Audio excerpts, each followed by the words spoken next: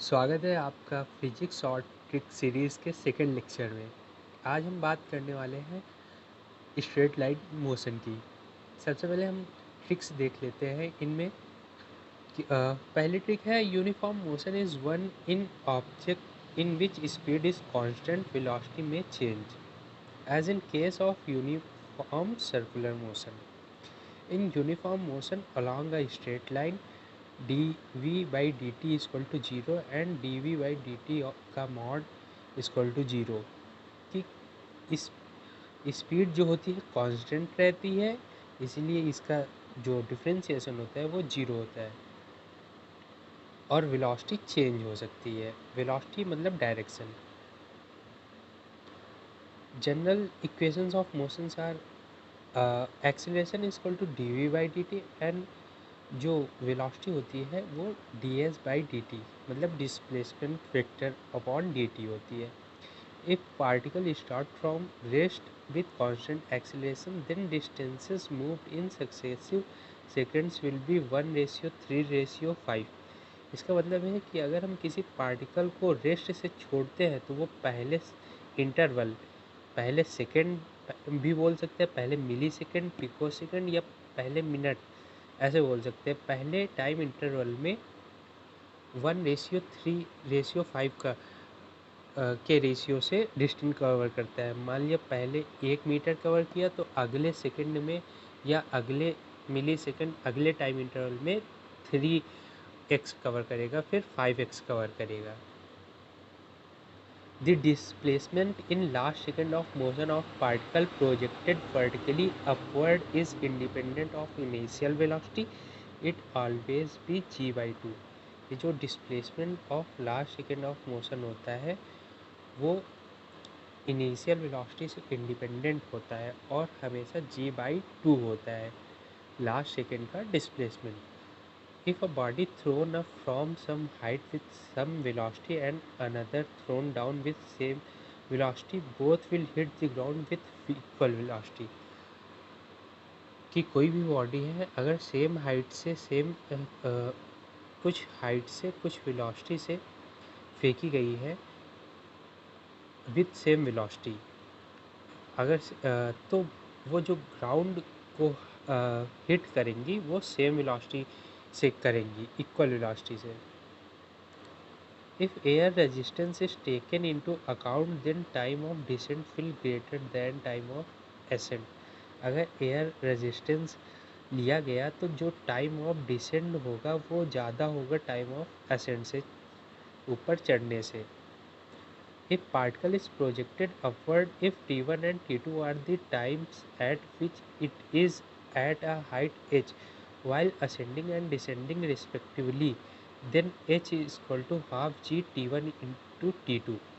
अगर t1 और t2 ऐसे टाइम्स है जब कोई हाइट h, जब कोई जा रहा है और जब कोई हाइट h से आ रहा है, तो वो जो हाइट h होती है वो half of g into t one t two के बराबर होगी। The speed of body after falling a vertical distance h will be v equal to under root of 2gh। It doesn't depend on the path followed. चाहे हम triangle से फेंके, चाहे smooth इसे बोलेंगे सेमी सर्कुलर, और या फिर कॉनिकल से फेंके, स्पीड जो होगी वेलोसिटी वो होगी under root of 2gh। If particle first accelerates with alpha then retards with beta along a straight line and stops। If total time of motion is t then displacement, जो displacement s होगा वो होगा alpha beta into t square upon 2 alpha plus beta.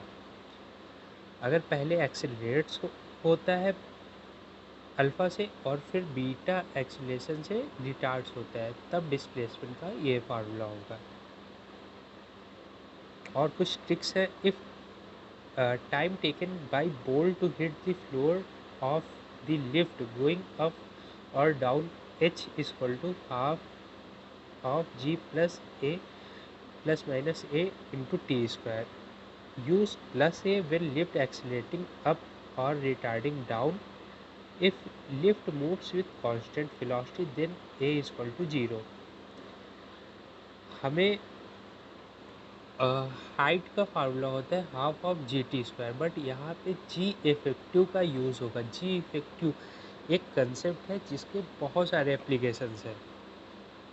अगर lift accelerating up जा रही है तब plus a रखेंगे, if lift moves with constant velocity तब ए जीरो होगा।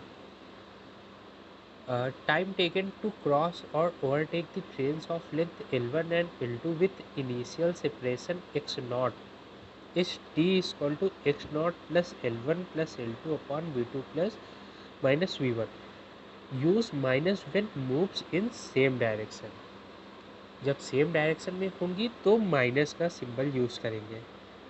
देखो रिलेटिव मोशन में तो हमेशा से ही है कि अगर अप्रोच कर रही हो तो प्लस, अगर अ, दोनों में सेपरेशन हो तो माइनस यूज़ करते हैं।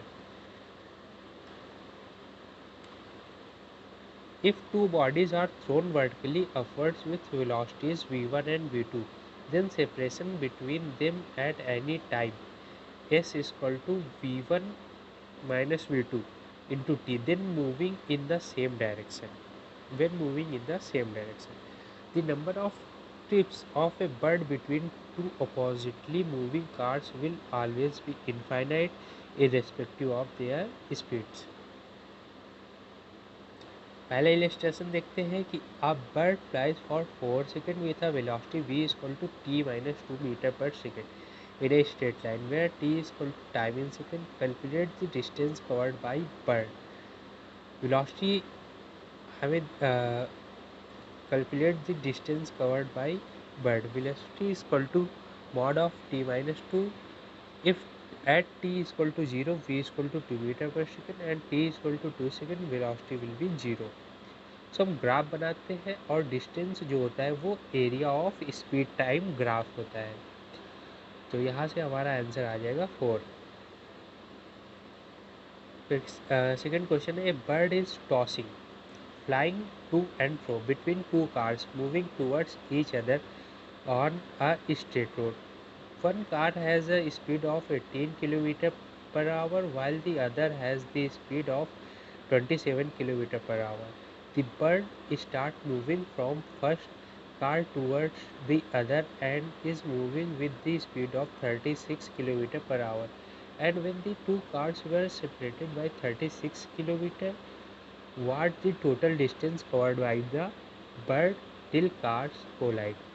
velocity of approach, देखो जब अप्रोच करती है तो प्लस होता है और जब सेम डायरेक्शन में चलती है तो माइनस होता है। तो 18 प्लस 27 45 किलोमीटर हो गया। डिस्टेंस बिटवीन कार्स 36 किलोमीटर दिया गया है।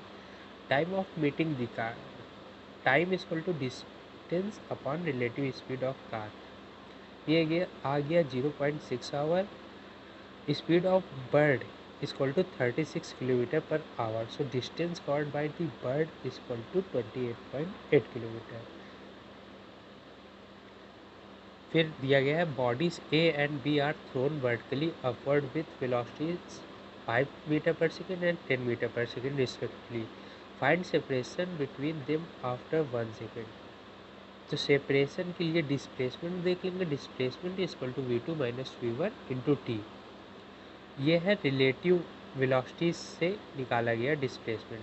तो 5 मीटर आ जाएगा displacement. So distance between two stations is to be covered in minimum time. The maximum value of acceleration और retardation of car can not exceed alpha and beta respectively. Find time of motion. So ये formula हमने अभी पढ़ा था कि अगर पहले accelerate होती है फिर रिटार्ड होती है तो जो डिस्प्लेसमेंट होगा s equal to alpha beta into t square upon 2 alpha plus beta. So t आ जाएगा 2s alpha plus beta upon alpha beta. So value रख देंगे, आ जाएगा आंसर। फिर है एलिवेटर का question. In an elevator in which a man is standing is moving upward with a constant acceleration of 1 meter per second square. At some instant when speed of elevator is 10 meter per second, the man drops a coin from a height of 2 meter. Find the time taken by the coin to reach the floor. So height is equal to half of g plus minus a into t square होता है, बट यहाँ पे ये moving upward है acceleration of 1 से, तो plus हो जाएगा। सो टी की वैल्यू यहाँ से आ जाएगी 0.61 second. So thank you everyone. Video quality और भी